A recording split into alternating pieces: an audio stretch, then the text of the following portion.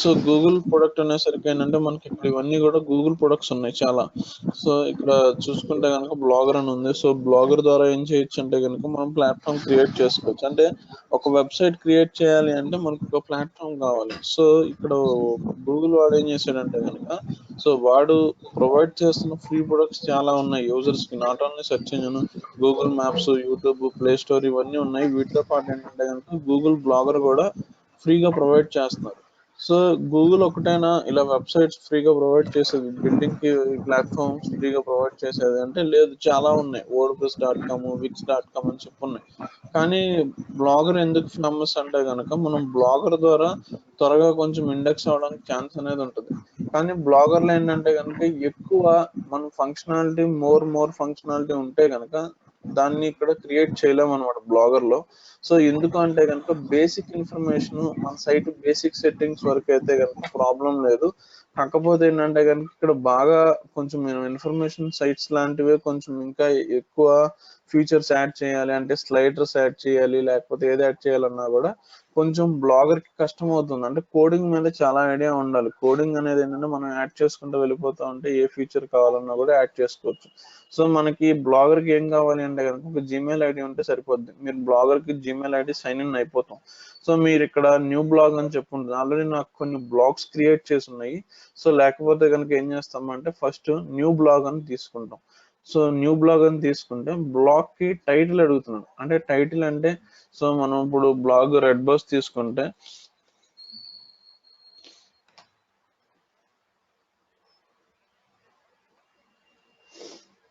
So blog కి మన website అంటే బ్లాగ్ అన్న వెబ్సైట్ అన్న ఒకటే ఇక్కడ. కాకపోతే గూగుల్లో బ్లాగ్ అంటాం, లేకపోతే చాలా మంది వెబ్సైట్ అని కానీ బ్లాగ్ అని కానీ ప్రొనౌన్షియేట్ చేస్తూ ఉంటారు.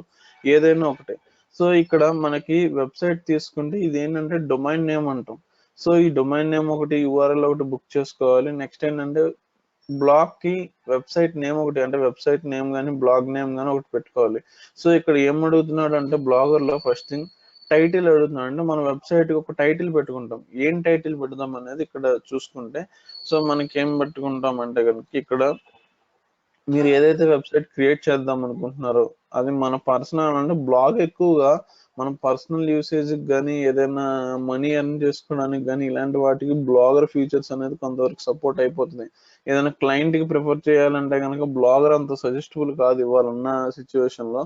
ఎందుకంటే వాళ్ళు చాలా ఫీచర్స్ అడుగుతూ ఉంటారు. అవన్నీ బ్లాగ్ మీద పెట్టాలి అంటే కనుక కొంచెం కష్టం అవుతుంది.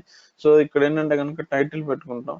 సో నేనేం టైటిల్ పెడతానంటే కనుక ట్రైనింగ్స్ పెడుతున్నాను.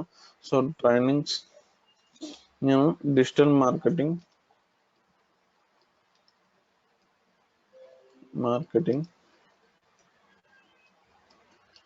ఇంటర్వ్యూ క్వశ్చన్స్ అని చెప్పి టైటిల్ పెడుతున్నా.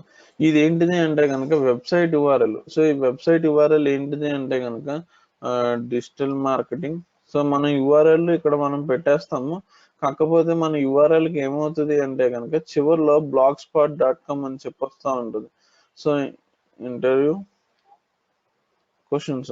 సో ఇదంతా పెట్టాను. కాకపోతే ఏంటంటే మన వెబ్సైట్ యుఆర్ఎల్ అన్ని ఇంత లాంగ్ ఉండడం మంచిది కాదు. అంటే మనం తీసుకునేది ఫ్రీ వెబ్సైట్ యుఆర్ఎల్ అయినా సరే, పెయిడ్ వెబ్సైట్ యుఆర్ఎల్ అయినా సరే ఏంటంటే ఇంత లాంగ్ ఉండకూడదు. ఎందుకంటే ఎవరికైనా చెప్పాలన్నా ఇబ్బంది, మనం ఎవరికైనా టైప్ చేయాలన్నా కూడా ఇబ్బంది. అందుకని ఏంటంటే మీరు కీవర్డ్ కలిసేటట్టుగా, అంటే మన బిజినెస్ కీవర్డ్ కలిసేటట్టుగా డిజిటల్ మార్కెటింగ్ ఇంటర్వ్యూ ఓకే ఇలా పెట్టుకోవచ్చు. లేదు అనుకుంటే మీరు ఏదైనా ట్రైనింగ్ ఇన్స్టిట్యూట్ నేమ్తో ఏదైనా హ్యాండిల్ చేస్తూ ఉంటే కనుక సో దాంతో కూడా పెట్టుకోవచ్చు.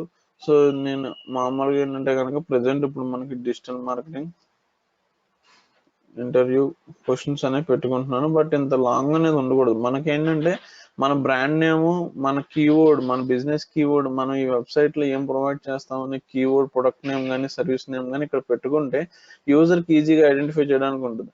సో నేను ఇక్కడ పెట్టాను కదా, ఇది ఫ్రీ వెబ్సైట్ ఏంటంటే కనుక blogspot.com యాడ్ అవుతుంది. కానీ ఇక్కడ ఏం చెప్తున్నాడంటే ఆల్రెడీ ఈ యుఆర్ఎల్ ఎవరో తీసుకున్నారు. అంటే దీనికి మనం ఏం పే చేయము. ఎందుకని ఇది ఎవరు ప్రొవైడ్ చేస్తున్నారంటే గూగుల్ వాడు ప్రొవైడ్ చేస్తున్నారు .blogspot.com అని చెప్పి. సో అందుకని ఏంటంటే కనుక ఇది అవైలబిలిటీ లేదని చెప్తున్నాను. అంటే ఎవరో తీసుకున్నారు. సో ఇక్కడ ఏం చేయొచ్చు అంటే కనుక మీరు వేరేది చేంజ్ చేసి చూడండి.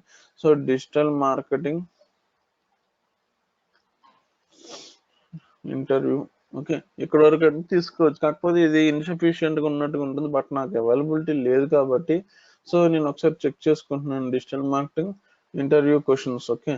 సో ఇది పెట్టుకొని ఓకే కొడతాను. సో ఇక్కడ ఇంకేం అడుగుతున్నాడు, మనం ఏమేమి పెట్టాము, టైటిల్ పెట్టాము, యూఆర్ఎల్ పెట్టాము, థీమ్ సెలక్షన్ అడుగుతున్నాడు. అంటే మన బ్లాగర్‌కి ఒక థీమ్ అనేది అడుగుతున్నాడు. థీమ్ అంటే అది వ్యూ, ఏ వ్యూలో కావాలి అని అడుగుతున్నాడు. సో మనకు మొబైల్‌లో కూడా థీమ్స్ ఉంటాయి. జస్ట్ లైక్ దట్ సేమ్ అన్నమాట. సో ఇక్కడ నేను ఈ సింపుల్ అనే థీమ్ ని తీసుకుంటున్నాను. మీరు ఏ థీమ్ తీసుకున్నా పర్లేదు. ఒక్కొక్క థీమ్ కి మనం పెట్టే డేటాని ఒక్కొక్క విధంగా అది ప్రజెంట్ చేస్తూ ఉంటుంది. బట్ ఏంటంటే ఫస్ట్ ఇనిషియల్ స్టేజ్ లో సింపుల్ అనేది తీసుకుంటే కనుక మనకు బెటర్ అన్నమాట. సో సింపుల్ అనేది తీసుకుంటే మనం ఇక్కడ ఈజీగా మనం ఏం చేయొచ్చు అంటే కనుక మనం ప్రొవైడ్ చేసుకోవచ్చు. సో ఇక్కడ ఇది అవుతుంది.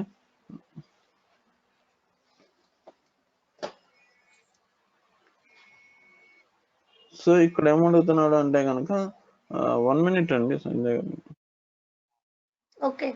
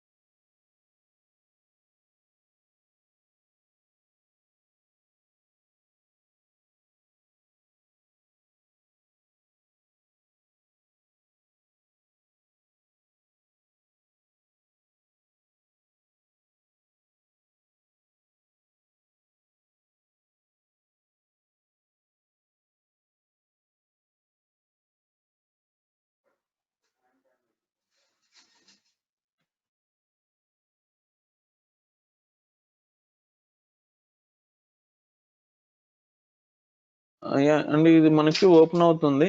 సో ఇక్కడ ఓపెన్ అయిన తర్వాత మనం ఏం చేస్తామంటే గనక, మనం ఇప్పుడు ఏం సెట్ చేసుకుందామంటే గనక, మన బ్లాగర్ కి అంటే మన వెబ్సైట్, ఇక్కడ మనం ఏంటంటే బ్లాగ్ అంటున్నాము. మీరేమన్నా ఆర్టికల్స్ చదివేటప్పుడు కూడా వెబ్సైట్ ని బ్లాగ్ అని అంటాము. సో రెండైనా ఒకటే. సో ఇప్పుడు మన వెబ్సైట్ చూసుకోవాలి అనుకుంటే నేను ఏం క్రియేట్ చేశాను, డిజిటల్ మార్కెటింగ్ ఇంటర్వ్యూ క్వశ్చన్స్ అని చెప్పి చూసాను.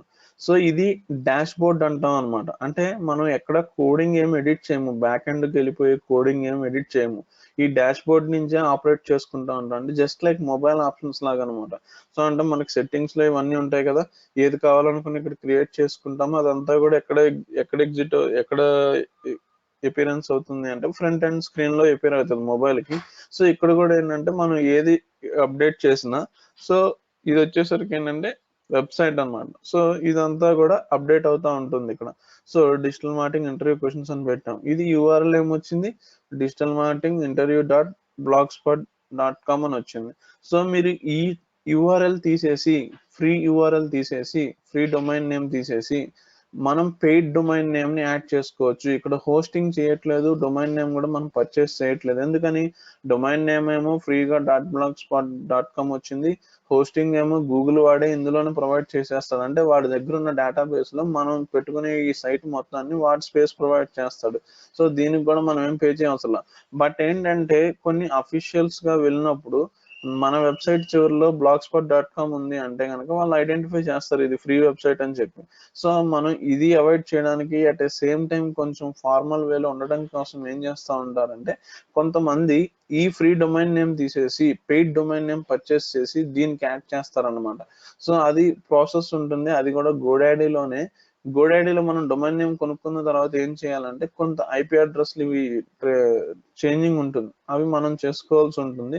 బట్ కంపెనీస్ ఎవరు కూడా బ్లాగర్ ని యూస్ చేయరు. మనం మ్యాక్స్ వెళ్తే కనుక వర్డ్ ప్రెస్ యూస్ చేస్తారు. Blogger creation just basic idea ఉంటే చాలు.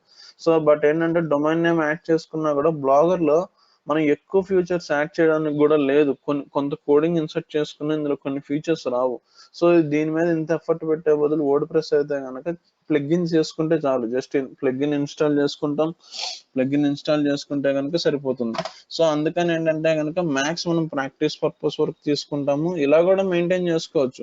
సో వెబ్సైట్ ని blogspot.com తో మెయింటైన్ చేసుకొని యాడ్సెన్స్ కి అప్రూవ్ చేసుకోవచ్చు, ప్రమోషన్ చేసుకోవచ్చు, ఎస్ఈఓ చేసుకోవచ్చు, యాడ్స్ కూడా రన్ చేసుకోవచ్చు, ఫేస్బుక్ లో కూడా ప్రమోషన్ చేసుకోవచ్చు. బట్ ఈ యూఆర్ఎల్ మటుకు ఏంటంటే ఇలా ఉంటుంది డొమైన్ నేమ్. ఓకే, సో ఇది వ్యూ వస్తుంది.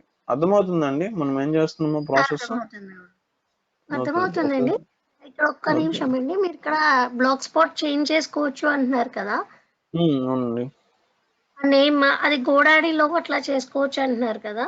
అప్పుడు గోడాడీలో ఎడిట్ చెప్పండి. చేసుకొని ఎడిట్ ఎక్కడ చేసుకోవాలంటారు? గోడాడీలోనే చేసుకోవాలా? లేకపోతే బ్లాక్ స్పాట్‌లో చేసుకోవాలా? బ్లాక్ స్పాట్ లో చేసేది ఏముండదు మేడం. అంటే చిన్న ప్రాసెస్ ఉంటుంది. గోడాడీలో మనం ఏంటంటే డొమైన్ నేమ్ కొనుక్కుంటాం కాబట్టి సో అక్కడ అవును. దీని ఐపీ అడ్రసెస్ ఉంటాయి. ఈ ఐపీ అడ్రస్ తీసుకెళ్లి అక్కడ పెట్టాలన్నమాట. సో మనం బ్లాక్ వచ్చేసరికి ఏంటంటే చిన్న సెట్టింగ్ ఏం చేస్తామంటే కనుక ఇక్కడ సెట్టింగ్స్ లో ఉంటాయి మనకి ఇదంతా కూడా. సో ఇక్కడ అంటే హ్మ్. ఇక్కడ మ్యాక్స్ ఏంటంటే కనుక ఇవాళ ఉన్న ఈ 2020లో ఎవరు చేయట్లేదు ఇలాగా. అంటే దీనికి చాలా ఎఫర్ట్ అవుతుంది. సో ఇది ఎస్ఈఓ అవ్వాలన్నా కూడా కొంచెం టైం పడుతుంది. అందుకని నేను మ్యాక్స్ వర్డ్ ప్రెస్ తీసేసుకుంటున్నాము. సో ఇక్కడ ఏంటంటే ఓకే. కనుక మనం ఇక్కడ చేసేది ఉంది కదా, ఇక్కడ బై డొమైన్ ఉంది చూడండి ఆప్షన్. ఆ! సో ఇక్కడ బై అవునండి. డొమైన్ ఉంది కదా.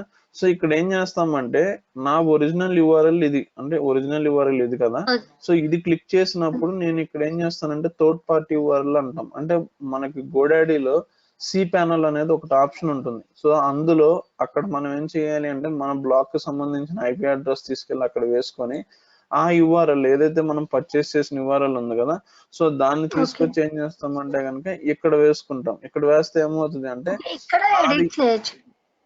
ఇక్కడ చేయాలి, గోడాడీలో కూడా చేయాలి మేడం. గోడాడీలో ఏంటంటే అదే. మనం ఈ సైట్ ఐపీ అడ్రస్ ఉంటుంది కదా, నా సైట్ కి ఒక ఐపీ అడ్రస్ ఉంటుంది. మీరు కొన్ని ఆన్లైన్ లో టూల్స్ ఉంటాయి. అది మీకు ప్రాసెస్ తర్వాత మీరు ఒకవేళ చేస్తానంటే నేను చూపిస్తాను క్లియర్ గా. సో అంటే మనకు థర్డ్ ఫైన్. పార్టీ అయితే వాళ్ళు వాడేది లేదు. జస్ట్ మీకు అవేర్నెస్ పర్పస్ కి ఎక్కడ కూడా మనం వాడట్లేదు. ఏంటంటే కనుక ఓకే. ఇక్కడ ఏం చేస్తామంటే ఇక్కడ బ్లాగర్ లో చేసే సెట్టింగ్ ఏంటంటే మనం ఏదైతే కొన్నామో సపోజ్ నేను రెడ్ బస్